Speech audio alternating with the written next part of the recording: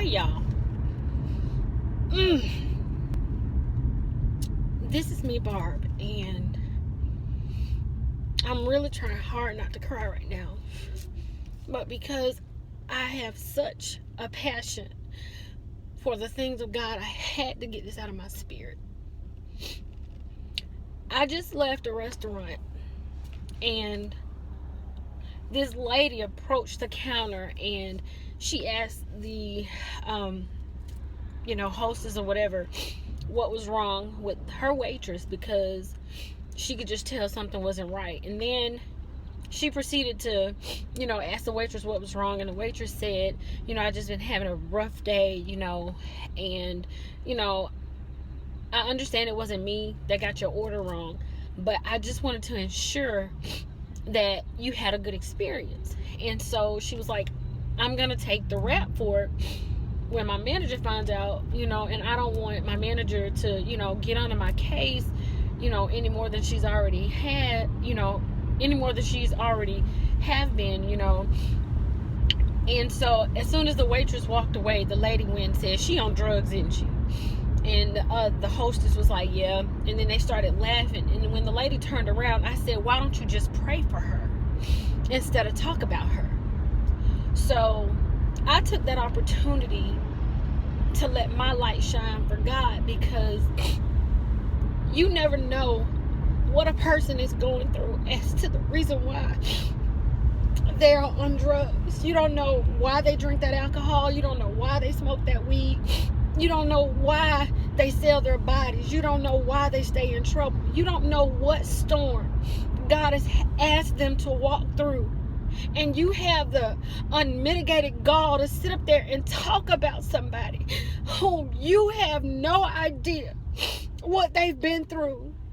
So the waitress began to talk to me, and she just laid her head on my shoulder and she began to cry. And she told me that she had just gotten out of an abusive relationship.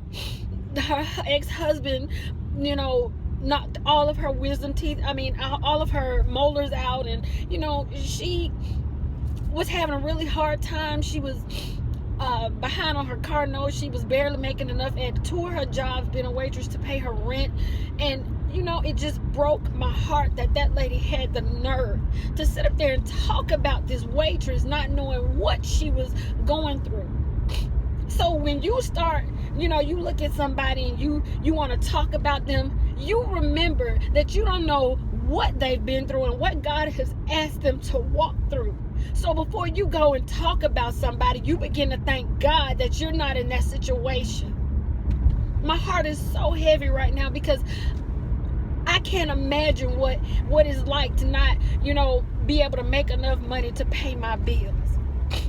I don't know what it's like to not know where my next check is gonna come from. I don't know what it's like to have to work 2 minimum wage jobs just to try and make ends meet, and my ends still don't meet. So the next time you want to talk about somebody, you sit and think before you open your mouth to put words on those people, because you don't know what somebody has gone through and what they're going through before you want to point the finger and talk about somebody. Talk about somebody. If you have a car and your car note is paid, you thank God. Don't talk about the next person because they can't pay theirs. I just had to get that out, because we as people are so quick to talk about other people, not knowing that it's by the grace and mercy of God that you are not living outside. It's by the grace and mercy of God that you have food on your table and food in your refrigerator. You have clothes on your back, shoes on your feet, a roof over your head.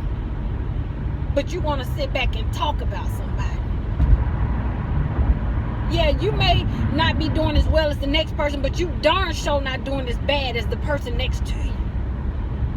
So with tears running down my face right now, my heart being really heavy, I encourage you all to stop talking about people when you don't know what they've gone through, what they've been through.